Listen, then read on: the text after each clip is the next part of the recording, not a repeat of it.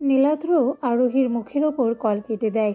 আরোহী নীলাদ্রর কথা শুনে একদম হতবাক হয়ে গিয়েছে, কিন্তু নিজের কানকেই বিশ্বাস করতে পারছে না। আরোহী আবার কল করে নীলাদ্রকে, আর সে নিজের মনকে এই সান্ত্বনা দেয় যে নীলাদ্র হয়তো অন্য কাউকে ভেবেই এই কথাগুলো বলেছে। কল ব্যাক করে দেখে নীলাদ্র নিজের ফোন বন্ধ করে রেখেছে। এই যে মহারানী এখানে বসে আছে। এই মেয়ে, ওর তাড়াতাড়ি জাগিয়ে রান্নাটা চাপা। সারাদিন খালি বসে বসে গিলবে, কোনো কাজ তো করবেন না। ভাই যে সারাদিন খেটে উপার্জন করবে আর ইনি শুধু বসে বসে গিলবে আর সেগুলো ধ্বংস করবে। স্বামী তো ত্যাগ করেছে আর আমাদের ঘাড়ে এসে পড়েছে। যত জ্বালা হয়েছে আমার। ফারাহর কথা শুনে আরোহীর চোখগুলো ভিজে ওঠে। 8 মাসের ভরা পেট নিয়ে চলতে খুব কষ্ট হয় তার। একটু হাঁটাচলা করলেই শ্বাস নিতে কষ্ট হয় খুব। খাওয়া দাওয়া তো কিছুই করতে পারে না সে। খেলেই খালি বমি হয়ে সব বের হয়ে যায়। তাছাড়া নানান অসুখ তো লেগেই আছে। আরোহী উঠানে একটা পিলারের সাথে মাথা টেকিয়ে আকাশের দিকে তাকিয়ে চুপ করে বসেছিল, আর নীলাদ্রর সাথে কাটানোর সুন্দর মুহূর্তগুলোর কথা ভাবছিল। তখনই ফারাহ তাকে এইসব কথা বলে। 2 দিন ধরে ফারাহ তার সাথে এমনই ব্যবহার করছে, সে যেন আরোহীকে দু চোখে সহ্য করতে পারছে না। অথচ 2 দিন আগে অবধি ফারাহ তার সেবা যত্ন করেছে, কিন্তু হঠাৎই 2 দিন আগে ফারাহর কি যেন হলো। তারপর থেকেই সে আরোহীকে সহ্যই করতে পারে না। আরোহীকে দেখলেই তাকে ইঙ্গিত করে অপমানজনক কথাবার্তা বলে, কিন্তু আরোহী তাকে একটা কথাও বলে না, কারণ সে জানে যে তার ভাবিমা কোনো একটা বিষয় নিয়ে তার উপর খুব রেগে আছে। তার ভাবিমা মন থেকে এইসব কথা বলছে না। কি হলো, এখনো বসে আছিস? যা, তাড়াতাড়ি রান্নাটা চাপিয়ে দে। আর একটা কথা বললেই খালি ফ্যাচ ফ্যাচ করে কাঁদবি। এই, আমি কি তোকে মেরেছি যে তুই কাঁদছিস? আরোহী চোখের পানি মুছে ফারাওর কাছে গিয়ে বলে, ভাবিমা, একটা কথা বলবে আমায়? কি কথা? তুমি তো আগে এমন ছিলে না, তাহলে এখন কেন আমার সঙ্গে এমন ব্যবহার করো? আমি কি এমন খারাপ করেছি যে আমার উপরে এত রেগে আছো? তুই কি করিস সেটা জিজ্ঞেস কর। তোর জন্য আজকে আমার এই অবস্থা। আজকে তোর জন্যই আমি 12টা বছর নিঃসন্তান, একটা সন্তানের মুখ দেখতে পাই না, শুধুমাত্র তোর জন্য। আরোহী অবাক হয়ে জিজ্ঞেস করে, মানে? মানে জানতে চাস, তাই না? ঠিক আছে, শোন তবে। ফারাও বলতে শুরু করে, সেই দিন আমি তোর ভাইয়ের জন্য রুমে জানিয়ে গিয়েছিলাম। তোর ভাই একজনের সাথে কথা বলছিল। জানিস তোর ভাই কি বলেছিল সেই দিন? কি বলেছিল ভাবিমা? তোর ভাই তোর জন্য, শুধুমাত্র তোর জন্য আমাকে ওষুধ খাই বন্ধা করে রেখেছে।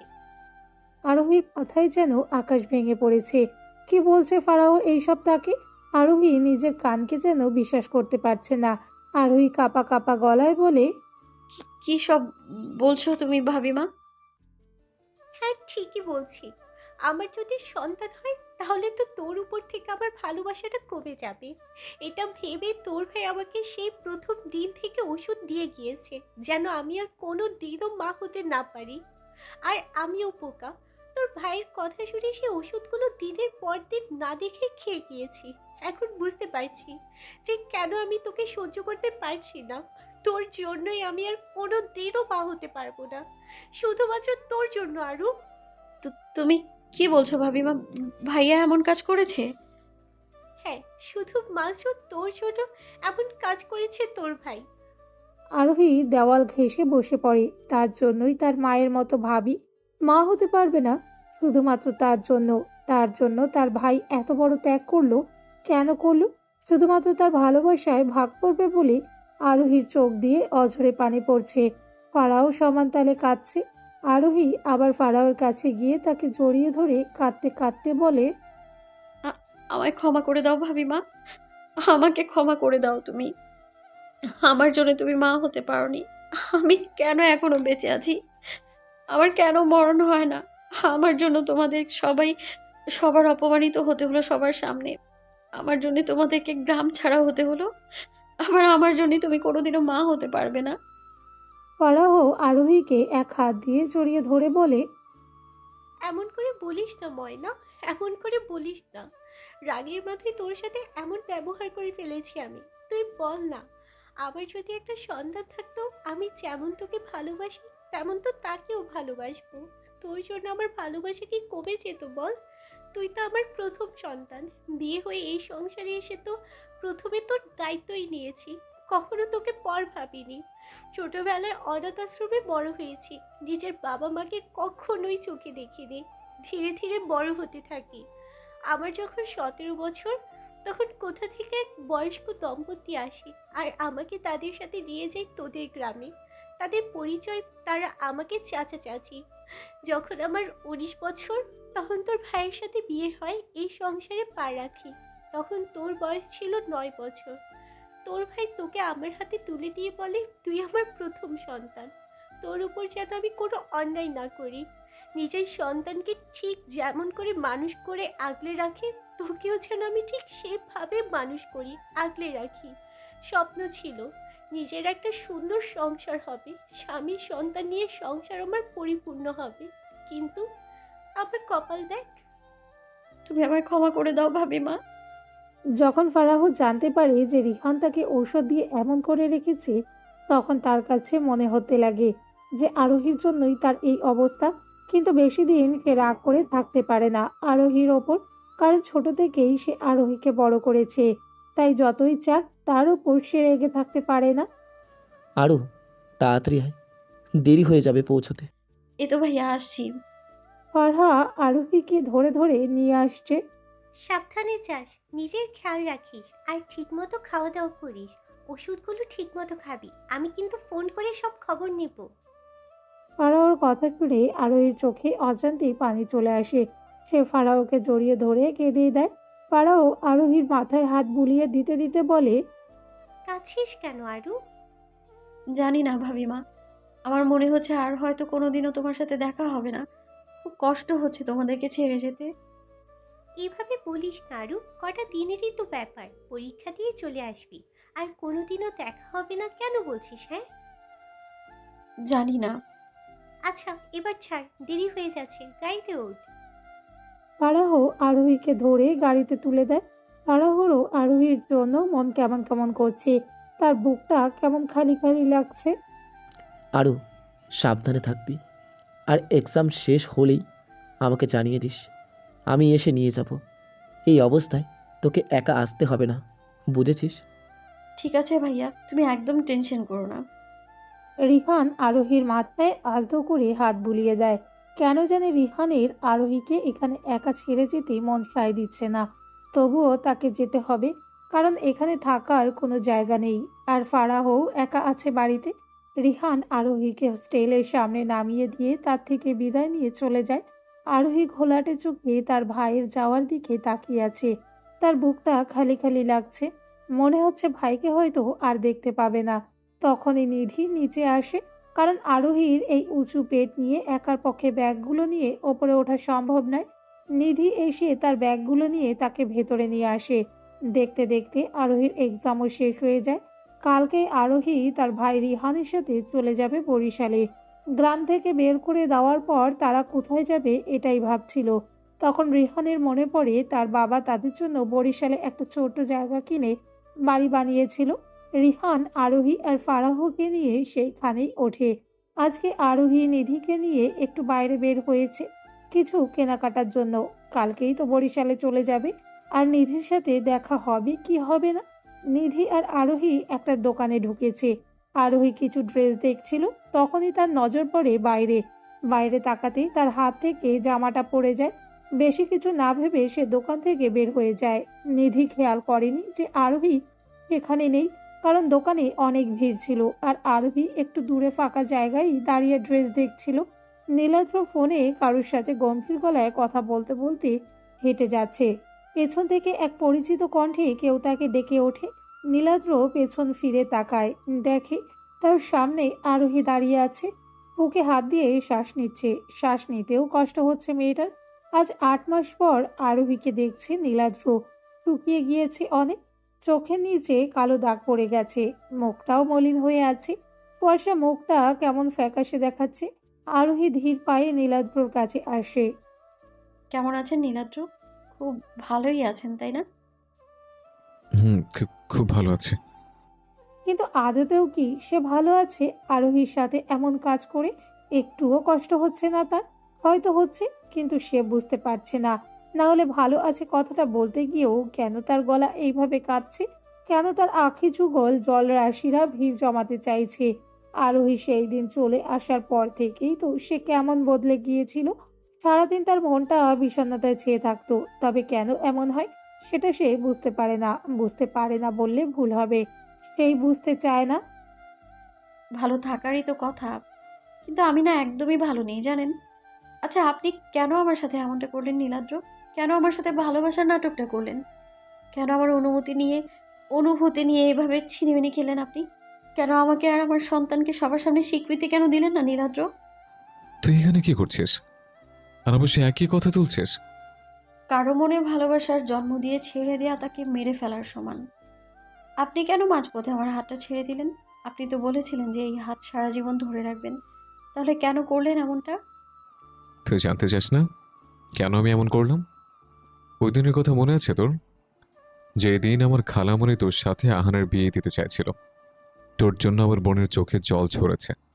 জায়রা আহানকে ভালোবেসে সে ছোট্ট থেকে।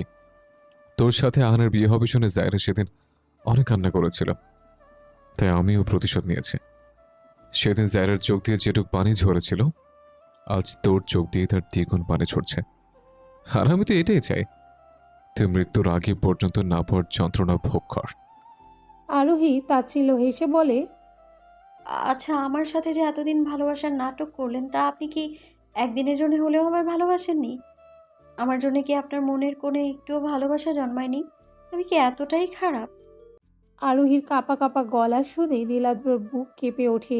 অজান্তেই আবার তার চোখগুলো ঝাপসা হয়ে আসে। নীলাদ্র নিজেকে সামলিয়ে চলে যেতে নেয়, কিন্তু আরোহীর কথায় সে থেমে যায়। যদি জানতাম ভালোবাসার পরিণাম এতটা ভয়ঙ্কর হবে, তাহলে আমি কখনোই আপনাকে ভালোবাসতাম না। প্রত্যেকটা দিন মৃত্যুর সমান যন্ত্রণা সহ্য করতে হয় আমায়। এর থেকে ভালো একেবারেই মেরে ফেলতেন আমায়। অন্তত এইভাবে ধুকে ধুকে তো মরতে হতো না। আরোহীর কথা শুনে নীলাদ্র আরোহীর দিকে ঘুরে দাঁড়ায়। আরোহী কথা বলতে বলতে খেয়াল করে যে কেউ নীলাদ্রকে বারবার কল করছে। আরোহী দেখতে পায় ফোনের ওপর নীরা নামটা জলজল করছে। আরোহীর বুকে মুচড় দিয়ে ওঠে। জলরাশি আবার ভিড় করে তার অক্ষি যুগলে। তোর কথা বলে শেষ হলে এখন যেতে পারি। নিরাপু কল করেছে? বিয়ে করেছেন না নিরাপুকে? না, এখনো বিয়ে হয়নি। আগামী সপ্তাহে আমাদের বিয়ে হয়েছে, এবার আসে। এত তাড়া যাওয়ার? আমার কথাগুলো একটু শুনেই যান। হয়তো আর কোনোদিনও আপনার সামনে দাঁড়াবো না। হয়তো এটাই আপনার আর আমার শেষ দেখা। শেষবার একটু মন ভরে দেখতে দিন না। নীলাদ্র এবার আরোহীর আরো কাছে এসে দাঁড়ায় আর তার দিকে একটু ঝুঁকে বলে, নে, দেখে নে ভালো করে, কারণ এরপর তো আমি অন্য কারোর হয়ে যাব। আরোহী নীলাদ্রর হাত তার পেটের ওপর রেখে ঘোলা চোখে মলিন হেসে বলে, নিজের সন্তানকে ফিল করতে পারছেন? দেখুন আপনার ছেলে কত দুষ্টু, সারাদিন এভাবেই কষ্ট দেয় আমায়। যেমন বাবা তার তেমন ছেলে, দুজনেই খালি আমায় কষ্ট দেয়। দুজনই প্রতিযোগিতায় নেমেছে বোধহয়, কে কতটা কষ্ট দিতে পারে আমাকে, তাই না? কিন্তু এই প্রতিযোগিতায় কিন্তু আপনিই জিতেছেন। আরোহীর পেটে হাত রাখায় পেটের ভেতর বাচ্চাটা জোরে কিক দিয়ে ওঠে, যেটা নীলাদ্র ফিল করতে পারে। জোরে কিক দেওয়ার ফলে আরোহী বেশ ব্যথা পায়, কিন্তু দাঁতে দাঁত চেপে সেই ব্যথা সহ্য করে নেয় সে। নীলাদ্রর মনের ভেতর কেমন একটা অজানা অনুভূতির ঢেউ খেলে যাচ্ছে। নীলাদ্র নিজের হাতটা তৎক্ষণাৎ সরিয়ে নেয়। আরোহী বলে, মানুষ কখনো নিজে থেকে হারায় না, তারা হারিয়ে যায় প্রিয় মানুষের করা অবহেলায়, তাদের দেয়া কষ্টে, তাদের করা আঘাতে। অথচ প্রিয় মানুষরা জানতেই পারে না যে ঠিক কতটা কষ্ট বুকে নিয়ে মানুষটা তাদের কাছ থেকে হারিয়ে যায়। আপনি একদিন পস্তাবেন, খুব আফসোস করবেন, কিন্তু তখন অনেক দেরি হয়ে যাবে। কারণ তখন তো আমি ফিরবো না আপনার কাছে। হাজার বার লাখো বার ডাকলেও এই আরও আর আপনার কাছে ফিরবে না। আমি চাই আপনি সেই কষ্ট অনুভব করুন। আপনার বুকেও ঠিক সেই কষ্টটাই থাক, যে কষ্ট নিয়ে আমি আপনার কাছ থেকে হারিয়ে গিয়েছি। কি বলতে চাইছিস একটু পরিষ্কার করে বল। আরোহী মেকি হেসে বলে, শেষবারের মতো একবার জড়িয়ে ধরতে পারি আপনাকে? আর তো কোনোদিন ধরতে পারবো না। আরোহী কথাগুলো এমনভাবে বলল যে নীলাদ্র তাকে আর বারণ করতে পারেনি। আরোহীর চোখগুলো পানিতে টইটুম্বুর মনে হচ্ছে, টোকা দিলে এখনই পড়ে যাবে। নীলাদ্র বলে, হুম। নীলাদ্রর বলতে দেরি, কিন্তু আরোহীর তাকে জড়িয়ে ধরতে দেরি হয় না। আরোহী নীলাদ্রকে এমনভাবে জড়িয়ে ধরেছে যে ছেড়ে দিলেই এই বুঝি নীলাদ্র তাকে ছেড়ে চলে যাবে। আরোহী নীলাদ্রকে জড়িয়ে ধরেই বলে, তুমি আমার বড় প্রিয়, তুমি আমার মনের আঙিনায় থাকো, তুমি এত প্রিয় আমার কাছে। আপনার সাথে আমার সংসারের বয়স মাত্র কয়েক ঘন্টা, কিন্তু সেই কয়েক ঘন্টা আমার জীবনের সেরা কিছু মুহূর্ত ছিল। হয়তো আপনার কাছে সেই কয়েক ঘন্টার কোনো মূল্যই নেই, তবে আমার কাছে আছে। আপনি আমার জীবনের শেষ 7 মিনিট নীলাদ্র। আপনি হয়তো জানেনও না যে আমার জীবনে আপনার জায়গাটা ঠিক কোথায়। আপনি আমাকে যতই ঠকান না কেন, যতই অবহেলা করুন না কেন, আমি আপনাকে ভালোবেসেই যাব। কারণ যাকে ভালোবাসা যায় তাকে যে ঘৃণা করা যায় না। আপনার প্রতি কখনো আমার কোনো ঘৃণা কাজ করে না নীলাদ্র।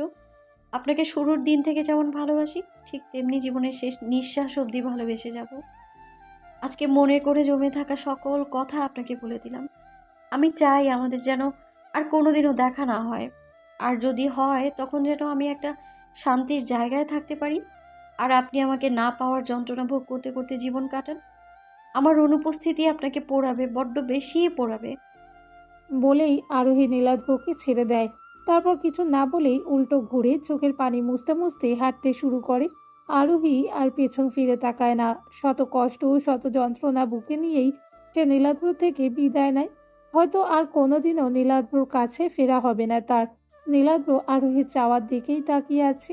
কেন জানি আজকে খুব করে মন চাইছে আরোহীকে আটকাতে, মন চাইছে আরোহীকে নিজের বুকের মধ্যে লুকিয়ে রাখতে। তখনই নীলাদ্রর কাঁধে কেউ হাত রাখে। আরে নীলাদ্র, তুমি এখানে? আমি তোমাকে এত করে কল করছি, ফোন কেন উঠাচ্ছ না? আবার আমাকে নিতেও গেলে না। নীলাদ্র কিছুই বলে না। সে এখনো আরোহী যাওয়ার দিকেই ঘোলাটে চোখে তাকিয়ে আছে। আরোহী তার দৃষ্টি সীমানার বাইরে চলে গিয়েছে, তবুও নীলাদ্র তাকিয়েই আছে। নীলাদ্র, আমি কিছু বলছি তোমাকে। হুম, বলো। চলো, শপিং করতে হবে না। চলো। না না, আমরা এই ছেলের সাথে আমাদের মেয়ের বিয়ে দিয়ে তার জীবন তো নষ্ট করতে পারবো না। এসব আপনার কি বলছেন? এরকম ছেলে মানে? বুঝতে পারছেন না, নাকি না বোঝার নাটক করছেন? কি ভেবেছেন আমাদেরকে সত্যিটা না জানালে আমরা কিছুই জানতে পারবো না?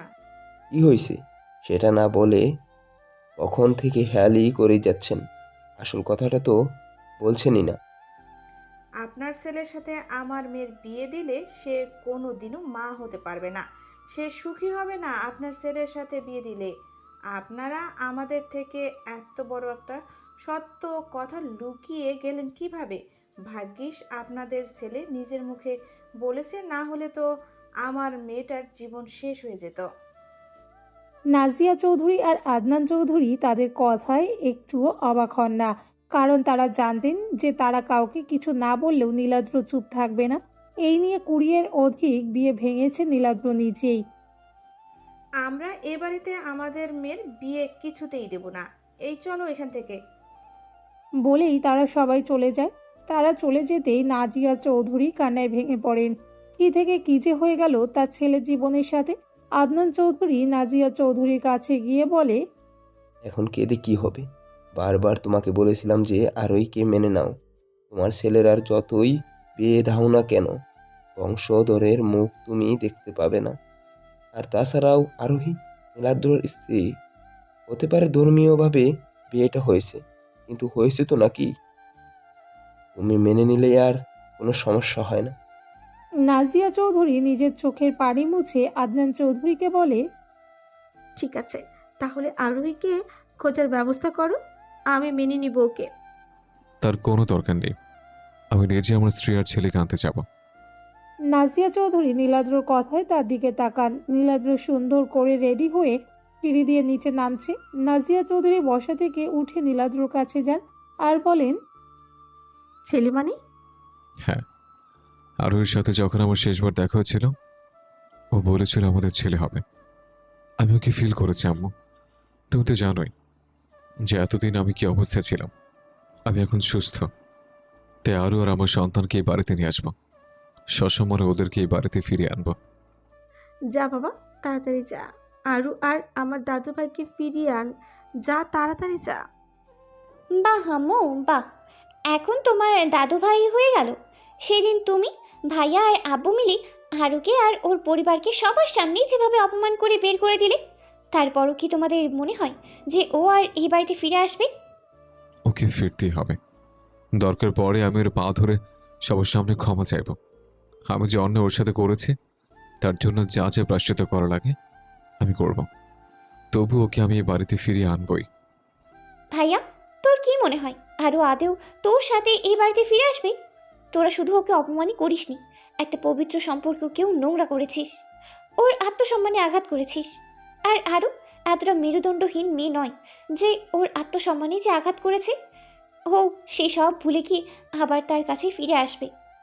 হতে পারে আমার সাথে আরোর কয়েকদিনের পরিচয়, তবে ওই কয়েকদিনে আমি ওকে যতটুকু চিনেছি তাতে ওর সাথে সেদিন যা যা হয়েছে তারপর ও আর এই বাড়িতে ফিরবে না।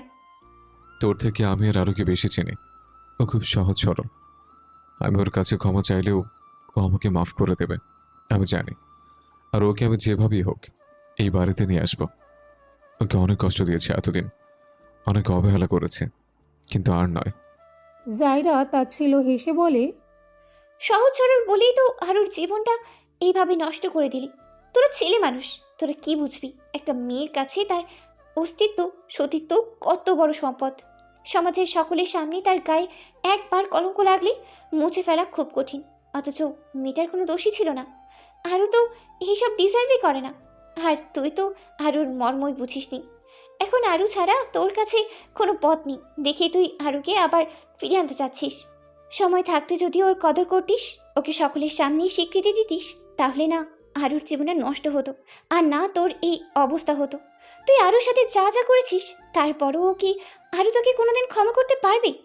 আমার তো তা মনে হয় না। আমি জানি আমার আরও আমাকে ক্ষমা করে দেবে। ও বলেছিল ও চাইলেও কখনোই আমাকে ঘৃণা করতে পারবে না।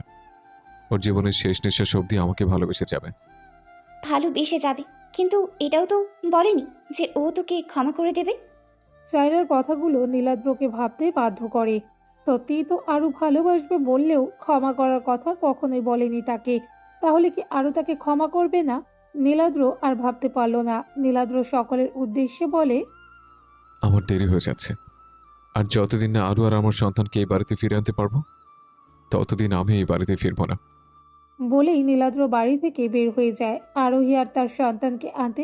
তবে সে তো আর জানে না যে তার জন্য ঠিক কী অপেক্ষা করছে। আরোহী কি আদেও তার কাছে ফিরবে, নাকি হারিয়ে যাবে সারা জীবনের মতো? আরোহীর সাথে সেদিন কথা বলার পর নীলাদ্র আর নীরা দুজনেই শপিং মলে যায় বিয়ে শপিং করতে। সবকিছু ভালোই চলছিল, কিন্তু নীলাদ্রর মন থেকে এই বিয়েটা করতে চাইছিল না, কারণ তার অজান্তেই তার মনের পুরোটা জায়গা জুড়ে বিরাজ করছিল আরোহী আর তার সন্তান। তার বাবা আদনান চৌধুরী আর নাজিয়া চৌধুরী নিজেদের বিজনেসের জন্য হাফিজ কাইসারের কাছে অনেক অনুরোধ করায় তিনি রাজি হন নিজের মেয়ের সাথে নীলাদ্রর বিয়ে দিতে। একরকম নিজের ইচ্ছার বিরুদ্ধে গিয়ে নীলাদ্র নীরাকে বিয়ে করতে রাজি হয়। একটা ছোট্ট কাজের খাতিরে বাইরে যাওয়ায় বিয়ে শুরু হওয়ার ঠিক 2 ঘন্টার আগেই নীলাদ্রর একটা গুরুতর দুর্ঘটনা হয়, যার ফলস্বরূপ সে টানা 5 দিন আইসিইউতে ভর্তি ছিল। এই দুর্ঘটনার ফলে সে সারা জীবনের মতো নিজের বাবা হওয়ার ক্ষমতা হারিয়ে ফেলে, সাথে সে কোমায় চলে যায়। এই খবর জানার পর হাফিজ কাইসার নীলাদ্রর সাথে নীরার বিয়ে ভেঙে দেন। 2 বছর কোমায় থাকার পর একদিন তার জ্ঞান ফেরে, তখন সে জানতে পারে নিজের ব্যাপারে। এরপর নাজিয়া চৌধুরী বিভিন্ন জায়গায় নীলাদ্রর বিয়ে দেওয়ার চেষ্টা করেন, তবে প্রতিবারই নীলাদ্র নিজেই বিয়েটা ভেঙে দেয়। সাথে সে আরোহীর খোঁজও করতে শুরু করে। 1 বছর পর সে আরোহীর খোঁজ পেয়েছে, তাই এখন সে আরোহীর কাছে যাচ্ছে তাকে নিজের কাছে ফিরিয়ে আনতে। কলিং বেল বেজে ওঠায় ফারাও যায় দরজা খুলতে। দরজা খুলতেই ফারাও দেখতে পায় যে নীলাদ্র দাঁড়িয়ে আছে। নীলাদ্রকে দেখেই ফারাও দরজা আটকে দিতেই যাবে, এমন সময় নীলাদ্র হাত দিয়ে আটকিয়ে বলে, ভাবি, দরজা কেন আটকাচ্ছেন? এখানে কি কাজ তোমার? আমি আরুর সাথে দেখা করতে এসেছি। শুধু দেখা না, ওকে আমার সাথে নিয়ে যেতে এসছে। কিন্তু ও তো তোমার সাথে যাবে না। জানি ও এত সহজে আমার সাথে যাবে না। ব্যাপারটা আমার আরও আমার উপর রাগ করেছে, অভিমান করেছে। আমি এসে গেছি, ওর সব রাগ অভিমান আমি ভেঙে দেব। ওকে ডাকুন ভাবি, আমি ওর সাথে দেখা করতে চাই। তুমি দেখা করতে চাইলে তো আর হবে না, আর তাছাড়া আরও তোমার সাথে দেখা করতে পারবে না। কেন পারবে না? ওকে ডাকুন, আমি ওর সাথে কথা বলবো। একই কথা কতবার বলতে হবে তোমাকে? হ্যাঁ, বললাম না আরও তোমার সাথে দেখা করতে পারবে না, চলে যাও এখান থেকে। আরুর সাথে দেখা না করে আমি কোথাও যাব না। ওকে ডাকুন। বললাম না ও তোমার সাথে দেখা করতে পারবে না। আমি কি হচ্ছে ফারাহা এখানে? রিহানের আওয়াজ পেয়ে নীলাদ্র ঘুরে দাঁড়ায়। রিহান খেয়াল করেনি যে নীলাদ্র এসেছে। সে একটু দোকানে গিয়েছিল কিছু টুকিটাকি জিনিস কিনতে। বাড়ির সামনে একটা ছেলে দাঁড়িয়ে কথা বলছে, তাই জলদি সেখানে যায়। ছেলেটা ঘুরতেই রিহান হতভম্ব হয়ে যায়। তুমি এখানে এখানে কি করছো তুমি? ভাই, আপনি এসছেন, ভালো হয়েছে। দেখুন, আমি কোনো ভনিতা না করেই বলছি, আমি আরু আর আমার সন্তানকে নিয়ে যেতে এসেছি। তাই ভাবিকে বলেছিলাম যে আরুর সাথে যেন আমাকে কথা বলতে দেন, কিন্তু উনি আমার কথা শুনছেন না। নীলাদ্রর কথা শুনে রিহান চোয়াল শক্ত করে বলে, ফারাহা তো ঠিক কথাই বলেছে, আরুর সাথে তোমার কোনো কথা হবে না। তুমি এখন আসতে পারো। না, আমি আরুর সাথে দেখা না করে কোথাও যাব না। তোমাকে বললাম না যে আরুর সাথে দেখা করা যাবে না? আর সবচেয়ে বড় কথা, ও তোমার সাথে দেখাই করতে পারবে না। কেন পারবে না? আপনারা যতক্ষণ আরুর সাথে আমাদের দেখা করাবেন ততক্ষণ আমি এখানেই থাকবো। রিহানের চোখগুলো হঠাৎই ভিজে ওঠে। সে নিজের চোখের পানি মুছে চোয়াল শক্ত করে বলে, আরও তোমার সাথে দেখা করার মতো অবস্থায় নেই, তাই এখন তুমি আসতে পারো। আর কখনো এই বাড়িতে এসো না। ওর দেখা আর তুমি কখনো পাবে না। যাও এখান থেকে যাও প্লিজ। কেন ওর দেখা পাবো না? আরু কি এখানে নেই? আচ্ছা, আমাকে বলুন, আরু কোথায় আছে? আমি ওর সাথে দেখা করতে চাই, প্লিজ বলুন। বললাম না ও তোমার সাথে দেখা করতে পারবে না। এক কথা কতবার বলা লাগবে? যাও এখান থেকে। না, আমি আরুর সাথে দেখা না করে কোথাও যাব না। তাহলে দাঁড়িয়ে থাকো। বলেই রিহান বাড়ির ভেতরে ঢুকে নীলাদ্রর মুখের উপর দরজা বন্ধ করে দেয়। নীলাদ্র হাল ছাড়ে না, সে ওইখানেই দাঁড়িয়ে থাকে। সে আজকে যাই হয়ে যাক না কেন, আরোহীর সাথে দেখা না করে কোথাও যাবে না।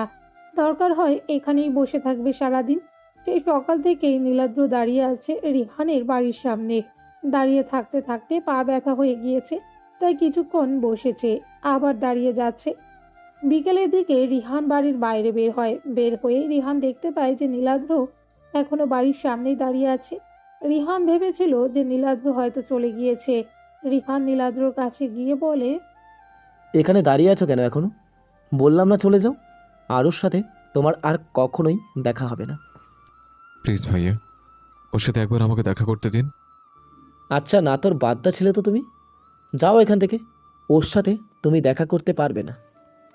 আমার রিহান নীলাদ্রর কথা না শুনেই চলে যায়। নীলাদ্র রিহানকে আর কিছুই বলতে পারে না। রাত 8টার সময় রিহান বাড়িতে ফেরে। দরজার কাছে আসতেই রিহান খেয়াল করে যে নীলাদ্র দেওয়ালের সাথে মাথা ঠেকিয়ে ঝুলছে। দীর্ঘ 9 ঘন্টা জার্নি করে ঢাকা থেকে সে বরিশালে এসেছে শুধুমাত্র আরোহী আর তার সন্তানকে ফিরিয়ে নিয়ে যেতে। সারা রাত ঘুমও হয়নি বাসে, তাই শরীরটাও বেশ ক্লান্ত তার উপর সারাদিন বাড়ির সামনেই দাঁড়িয়েছিল সে, একটুও রেস্ট নেয়নি। তাই দেওয়ালের সাথে পিঠ ঠেকিয়ে বসতেই ঢলতেই শুরু করেছে নীলাদ্র। রিহান কিছু না বলে বাড়ির ভেতরে ঢুকে যায়। কিছুক্ষণ পর রিহান হাতে খাবারের প্লেট নিয়ে বাড়ি থেকে বের হয়ে আসে আর নীলাদ্রর সামনে দাঁড়িয়ে থেকে তাকে ডাকতে থাকে। বেশ কয়েকবার ডাকার পর নীলাদ্র উঠে পড়ে। এই খাবারটুকু খেয়ে এখান থেকে চলে যাও। শুধু শুধু আরোর জন্য তোমার মূল্যবান সময় নষ্ট করো না। তোমার অপেক্ষার ফল শূন্য ছাড়া আর কিছুই দাঁড়াবে না। যাদের জন্য তুমি এসেছো তারা আর কখনোই তোমার সাথে ফিরবে না, তাই চলে যাও। আপনি বারবার একই কথা বলছেন কেন ভাইয়া? আপনারা শুধু একটিবার আরুর সাথে আমাকে কথা বলতে দিন। আমি যেভাবেই হোক আরুকে আমার সাথে ফিরিয়ে নিয়ে যাব। সেটা আর সম্ভব নয়। আরও আর তোমাদের সন্তান কখনোই তোমার সাথে ফিরবে না। চলে যাও এখান থেকে। নীলাদ্রকে আর কোনো কথা না বলতে দিয়েই রিহান সেখান থেকে চলে যায়। আরু, আমি আজ সারাদিন তোর জন্য বাইরে অপেক্ষা করছি, আর তুই একবারও আমার সাথে দেখা করতে আসলি না। এই 3 বছরে তুই এতটা পরিবর্তন হয়ে গেলে? তুই না আমাকে ভালোবাসিস? তাহলে আমি এসেছি জেনেও কেন আমার সাথে দেখা করতে আসছিস না? এতটা অভিমান করেছিস আমার উপর? অবশ্য তোর আমার উপর অভিমান করাটা খাটে। কোনো ব্যাপার না, তোর সকল অভিমান আমি ভেঙে দেব। তোকে আর কোনো কষ্ট দেব না, আর কোনো অবহেলা করব না। সকালে রিহান আসে দেখতে যে নীলাদ্র এখানেই এখনো আছে নাকি। রিহান বাইরে এসে দেখে যে নীলাদ্র এখনো বাড়ির সামনেই বসে আছে। নীলেন্দ্র, তোমাকে বললাম না যে এখানে অপেক্ষা করে তোমার কোনো লাভ নেই। হারুর সাথে তোমার দেখা হবে না, তাও কেন যাচ্ছ না? নিজের কাজকর্ম ফেলে দিয়ে এখানে পড়ে আছো, চলে যাও না। না, আমি বললাম না আরুর সাথে দেখা না করে আমি কোথাও যাব না। ওকে রেখে দিন না ভাইয়া। আমি জানি আমি যে কাজ করেছি সেটা অন্যায়। আমি আরুকে আর আমার সন্তানকে সবার সামনে অস্বীকার করেছি। আরুর আত্মসম্মানে আঘাত করে অনেক বড় অপরাধ করেছে। আমি ওর কাছে ক্ষমা চাইব আর ওকে স্বীকৃতি দেব। ওকে বলুন না যে আমি ওর সাথে কথা বলতে চাইছি। রিহান কাঁপা কাঁপা গলায় বলে, তো তুমি অনেক দেরি করে ফেলেছো নীলেন্দ্র, অনেক দেরি। হারুর সাথে দেখা করার জন্য তোমার আরও 3 বছর আগে আসার দরকার ছিল। নীলাদ্র রিহানের কথার আগামাথা কিছুই বুঝতে পারছে না, তাই সে জিজ্ঞেস করে, দেখুন ভাইয়া, আপনি একটু পরিষ্কার করে বলবেন আরু ঠিক কোথায় আছে? হারুর সাথে দেখা করতে চাও না তুমি? হ্যাঁ চাই। কোথায় ও? ডাকুন ওকে। এসো আমার সাথে। রিহানের পেছন পেছন নীলাদ্রও যায়। রিহান একটা বড় কাঠগোলাপের গাছের কাছে আসে। গাছটা শত শত সাদা কাঠগোলাপে ভর্তি, দেখতে অনেক সুন্দর লাগছে গাছটা। রিহান নীলাদ্রকে সামনে ইশারা করে বলে, ওই যে আরু, আর তোমার সন্তান, যাও গিয়ে কথা বলো। নীলাদ্র সামনে তাকাতে দেখতে পায় কাঠগোলাপ গাছের নিচে 2টা কবর। কবরের ওপর অনেকগুলো মৃত কাঠগোলাপ পড়ে আছে। এখানে আরু আর আমার সন্তান আছে মানে? তখন রিহান বলতে শুরু করে। নীলাদ্রর সাথে কথা বলে আরোহী একা একা হেঁটে যাচ্ছিল। নীলাদ্রর পিছু করতে করতে সে নিধিকে অনেকটা পেছনে ফেলে চলে এসেছে। আরোহী চোখ জোড়া কোনো বাঁধি মানছে না আজকে। অঝরে বৃষ্টির মতো তার চোখের পানি ঝরছে, বারবার চোখের সামনে ঝাপসা হয়ে আসছে। আরু বারবার চোখের পানি মুছছে, কিন্তু বারবার তার চোখ জোড়া ভরে উঠছে। ফলে সামনের রাস্তা সে ঠিক মতো দেখতে পাচ্ছে না। সে ধীর পায়ে হেঁটেই চলেছে। হঠাৎ করেই তার পা একটা ইটের টুকরোর সাথে বেঁধে যায়। ফলে সে গিয়ে পড়ে রাস্তার একদম মাঝ বরাবর। ভারী পেট নিয়ে সে কিছুতেই উঠতে পারছে না। এদিকে পড়ে যাওয়ার ফলে ওয়াটার ব্রেক হয়েছে, তার সাথে ব্লিডিংও হচ্ছে খুব। পেটে অসহ্য ব্যথা হচ্ছে। পেটের ভেতর বাচ্চাটাও বেশ ছটপট করছে। পড়ে যাওয়ার ফলে বাচ্চাটা বেশ ব্যথা পেয়েছে, তাই হয়তো পেটের ভেতর ছটপট করছে, যার ফলে আরো বেশি পেট ব্যথা করছে আরোহীর। ব্যথায় হাত পা অবশ হয়ে আসছে, তাও চোখ মুখ খিচে সে ওঠার চেষ্টা করছে, কিন্তু পারছে না। থেকে থেকে 2-1টা গাড়ি যাচ্ছে। এইভাবে রাস্তার মাঝে পড়ে থাকলে যে কোনো সময় দুর্ঘটনা হতে পারে তার। সে যে রাস্তায় এইভাবে পড়ে আছে, অথচ কেউ তাকে হেল্প করছে না। করবেই বা কিভাবে? দুপুরের সময় রাস্তার লোকজনই তো নেই, আর যে কয়জন আছে তারা সবাই যে যার মতো কাজ করে যাচ্ছে। একটা মানুষ যে রাস্তায় এভাবে পড়ে আছে তাদের এতে কোনো খেয়ালই নেই। তখনই একটা গাড়ি বেসামালভাবে তার দিকেই এগিয়ে আসে, অথচ সেই দিকে আরোহীর কোনো খেয়ালই নেই। সে ওঠার চেষ্টা করেই যাচ্ছে। মুহূর্তের মধ্যেই গাড়িটা আরোহীর পেটের ওপর দিয়ে উঠে একটা গাছের সাথে বাড়ি খায়, আর এক বিকট শব্দে গাড়িটা ব্লাস্ট হয়ে যায়। বিকট আওয়াজ পেয়ে কিছু মানুষ নিজেদের কাজ ফেলে চলে আসে কি হয়েছে তা দেখতে। রাস্তার মাঝে রক্তের ছড়াছড়ি। আরোহী তখনও জ্ঞান ছিল। ধীরে ধীরে শ্বাস ফেলছে আরোহী। আশপাশটা কেন যেন ঘোলাটে হয়ে আসছে তার। অনেক মানুষের আওয়াজ কানে ভেসে আসছে, তবে সে কোনো কিছুই বলতে পারছে না। হঠাৎ করেই তার মনে হচ্ছে শরীরটা খুব হালকা হয়ে গিয়েছে। আরোহী ধীরে ধীরে চোখ বুজে ফেলে। চোখের কোণ দিয়ে এক ফোঁটা পানি গড়িয়ে পড়ে তার। চোখ বোঝার আগেও সে যেন ঘোলাটে চোখে নীলাদ্রকে দেখতে পেয়েছে। সামনে এত ভিড় দেখে নিধি থেমে যায়। কিছু মহিলা সেখান থেকেই আসছিল। নিধি তাদেরকে দাঁড় করিয়ে জিজ্ঞেস করে, আচ্ছা, ওইখানে কি হয়েছে? সবাই জটলা পাকিয়ে দাঁড়িয়ে আছে যে? একটা অ্যাক্সিডেন্ট হয়েছে, এ একটা মেয়ের ওপর দিয়ে নাকি গাড়ি চালিয়ে দিয়েছে একজন, গাড়িটা ব্লাস্ট হয়ে গিয়েছে, ওই গাড়ি চালকও মারা গিয়েছে। মেয়েটার অবস্থাও বেশ একটা ভালো না, বেচারি, কী জানি বাঁচবে কি না, পেটের বাচ্চাটা মনে হয় মরেই গিয়েছে। মহিলার মুখের এমন কথা শুনে নিধির ভয় হতে লাগে, কারণ সে আরোহীকে কোথাও খুঁজে পাচ্ছে না। নিধি বুকে সাহস নিয়ে ভিড় ঠেলে দেখতে যায়। নিধির হাত পা থরথর করে কাঁপছে। সামনে পড়ে থাকা রক্তাক্ত আরোহীর নিথর দেহ দেখে নিধি একটা চিৎকার দিয়ে আরোহীর নিথর দেহের কাছে ছুটে যায়। হ্যালো, হ্যালো ভাইয়া, আপনি কোথায়? তাড়াতাড়ি ঢাকা মেডিকেলে আসুন।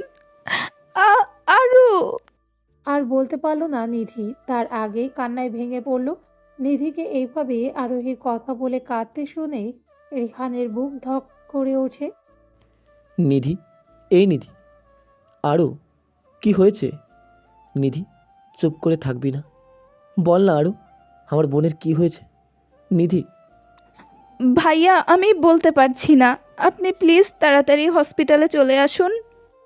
রিহান আজকে ঢাকাতে ফারাহকে নিয়ে এসেছিল ডাক্তার দেখাতে।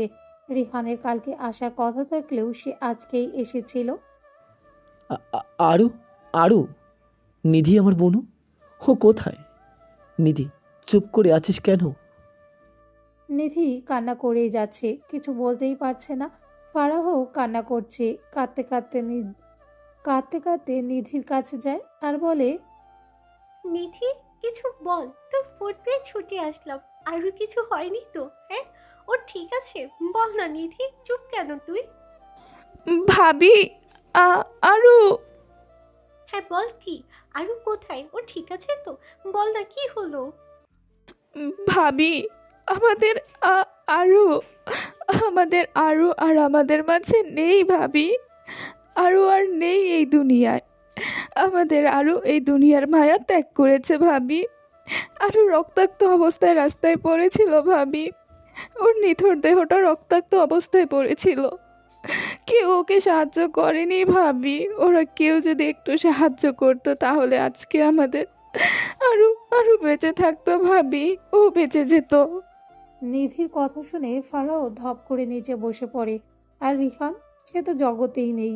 আজকে তার একমাত্র আদরের বোন, তার বাবা মায়ের রেখে যাওয়া আমানত, তার প্রথম সন্তান আরু তাকে ছেড়ে চলে গিয়েছে। রিহান যেন বিশ্বাসই করতে পারছে না।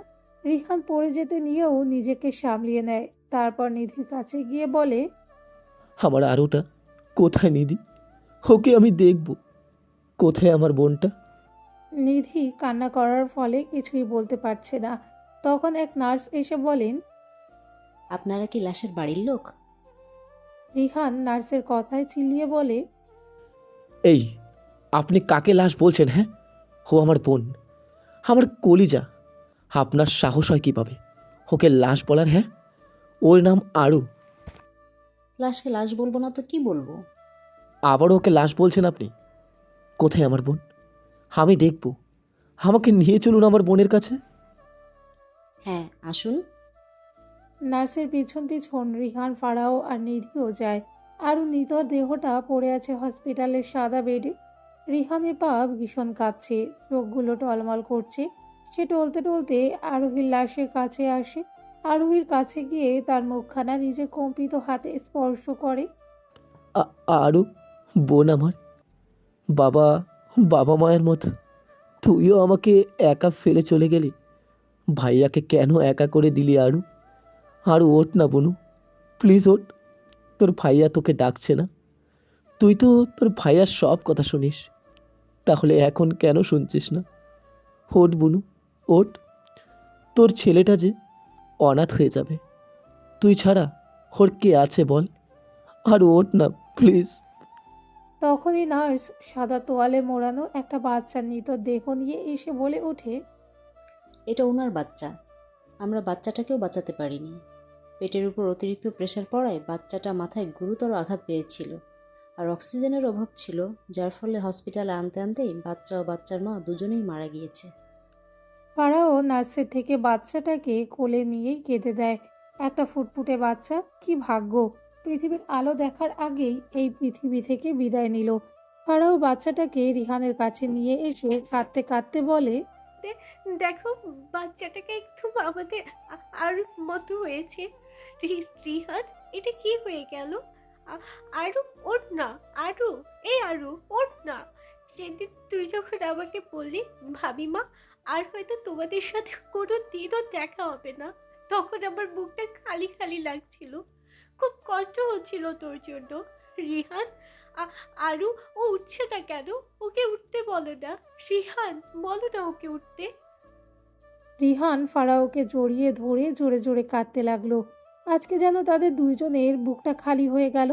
তারা দুইজনই তো আরোহীকে নিজেদের সন্তানের মতো দেখতো। ফারাও উঠানের এক কোণে পিলারের সাথে মাথা ঠেকিয়ে আরোহীর লাশের দিকে তাকিয়ে চুপ করে বসে আছে। কাঁদতে কাঁদতে চোখ দুটো তার ফুলে গিয়েছে। এখনই আরোহী আর বাচ্চাটার লাশ নিয়ে যাওয়া হবে দাফনের জন্য। বাচ্চাটার লাশ একজন কোলে নিয়েছে আর রিহান আরোহীর খাটুলি ধরেছে। সে কখনো ভাবতেও পারেনি যে কোনো দিনও তার প্রাণপ্রিয় বোনের খাটুলি ধরতে হবে তাকে। যাকে কোলে পিঠে করে মানুষ করলো, আজকে তার খাটুলি তুলছে রিহান। আরোহীর কাঠগোলাপ খুব পছন্দ। প্রায় সময় মন খারাপ হলেই এই কাঠগোলাপ গাছের নিচেই বসে থাকতো। সে প্রায়ই বলতো সে যদি মরে যায় তাহলে তাকে যেন এই কাঠগোলাপ গাছের নিচেই দাফন করা হয়। আরোহীর এমন কথা শুনে রিহান তাকে খুব বকাঝকা করতো, আর আজকে রিহান তাকে সেখানেই দাফন করে এলো। আমার বোনটা আজ থেকে 3 বছর আগেই এই পৃথিবীর মায়া ত্যাগ করেছে নীলেত্র। কতটা কষ্ট, কতটা যন্ত্রণা বুকে নিয়ে আমার বোনটা এই পৃথিবীর মায়া ত্যাগ করেছে জানো তুমি? জানবে কিভাবে? তুমি তো বেশ সুখেই ছিলে তখন। তুমি বড্ড নির্দয় নীলেত্র। তোমার তো কোনো দয়া মায়া নেই। কি দোষ ছিল আমার ছোট্ট বোনটার? শুধু তোমাকে ভালোই তো বেসেছিল। কি এমন অপরাধ করেছিল তোমাকে ভালোবেসে যে তার প্রতিদান তুমি এইভাবে দিলে? নীলেত্র, কি ক্ষতি হতো ওকে একটু ভালোবাসলে? ছোট থেকে আমার বোনটা বাবা মা কাউকে পায়নি। বড্ড ভালোবাসার কাঙাল ছিল আমার আরুটা। যেই ওকে একটু ভালোবাসার দেখাতো, ও তার জন্যই নিজের চানটাও দিতে এক পায়ে খাড়া হয়ে যেত। ও তো তোমাকে নিজের থেকেও বেশি ভালোবাসতো। কেন এমনটা করলে নীলত্র? কেন? আজকে যদি তুমি আরোর সাথে এমনটা না করতে, তাহলে হয়তো আমার বোনটার এমন পরিণতি হতো না। রিহান আর এক মুহূর্তও সেখানে দাঁড়ায় না। কাঁদতে কাঁদতে সেখান থেকে চলে যায়। নীলাদ্র এখনো থ মেরে দাঁড়িয়ে আছে। ধীর পায়ে সে আরোহীর কবরের কাছে যায়। কবরের কাছে আসতেই সে ধপ করে বসে পড়ে। ধীরে ধীরে হাত বাড়ায় আরোহীর কবর স্পর্শ করার জন্য। তার হাত প্রচণ্ড কাঁপছে। কবর স্পর্শ করতেই আরোহীর সেই দিনের বলা প্রত্যেকটা কথা নীলাদ্রর মনে পড়ে যায়। আরোহী তাকে বলেছিল এটাই তাদের শেষ দেখা। হয়তো আর কোনো দিনও তার সাথে নীলাদ্রর দেখা হবে না। আর যদি হয়ও, তবে সেদিন সে থাকবে এক শান্তির জায়গায়। আর নীলাদ্র তার বুকে থাকবে না না পাওয়ার যন্ত্রণা। আরোহী ঠিকই বলেছিল, আজকে সে আছে এক শান্তির জায়গায়, আর নীলাদ্রর বুকে তাকে না পাওয়ার যন্ত্রণা। নীলাদ্র হাত দিয়ে পাগলের মতো করে আরোহীর কবরের ওপর থেকে মৃত কাঠগোলাপগুলো সরাচ্ছে, আর তার চোখ দিয়ে টপ টপ করে পানি ঝরছে। ফিরে আয় না আরো। আমি তোর সাথে অনেক অন্যায় করেছি, আমাকে ক্ষমা করে দে। তুই ঠিকই বলেছিলি, তোর অনুপস্থিতি আমাকে পড়াবে। সত্যি, তোর অনুপস্থিতি আমাকে বড্ড বেশি পড়াচ্ছে। আরও আমি অপরাধী, তুই আমাকে শাস্তি দে, আমাকে কষ্ট দে, তবু আমার কাছে ফিরে আয় না আরো। আর কখনো তোকে কষ্ট দেব না আরো। ফিরে আয় না আরো, প্লিজ ফিরে আয়। আমার বুকটা যে খালি খালি লাগছে, প্লিজ শেষবার মতো ফিরে আয় বুকে। বিশেষ কর, এবার আমি তোকে আগলে রাখবো। আমার আর কিছুই চাই না, শুধু তুই একবার ফিরে আয় আরো, প্লিজ। পাগলের মতো কাঁদতে কাঁদতে কথাগুলো বলল নীলাদ্র। দাঁত থাকতে মানুষ যেমন তার মূল্য দেয় না, ঠিক তেমনই অবহেলিত মানুষগুলো বেঁচে থাকতে তার মূল্য কেউই দেয় না। যখন সেই মানুষটা আর কখনোই ফিরবে না, তখনই মানুষ তার মূল্য বোঝে। আরোহী যখন নীলাদ্রকে বারবার করে বলেছিল তাকে আর তার সন্তানকে স্বীকৃতি দিতে, তখন নীলাদ্র আরোহীকে অবহেলা করেছিল। কষ্ট দিয়েছিল, সবার সামনে তার আত্মসম্মানে আঘাত করেছিল। একবারও ভাবেনি যে সে এই মানুষটার ঠিক কতটা কষ্ট হচ্ছে নিজের প্রিয়জনের থেকে এমন ব্যবহার পেয়ে। যখন নীলাদ্র আরোহীর মর্মটা বুঝতে পেরেছে, তখন সত্যিই সে তাকে অনেক দেরি করে ফেলেছে। এখন আর বুঝেও কোনো লাভ নেই, কারণ সে তো আরোহীকে চিরতরে হারিয়ে ফেলেছে।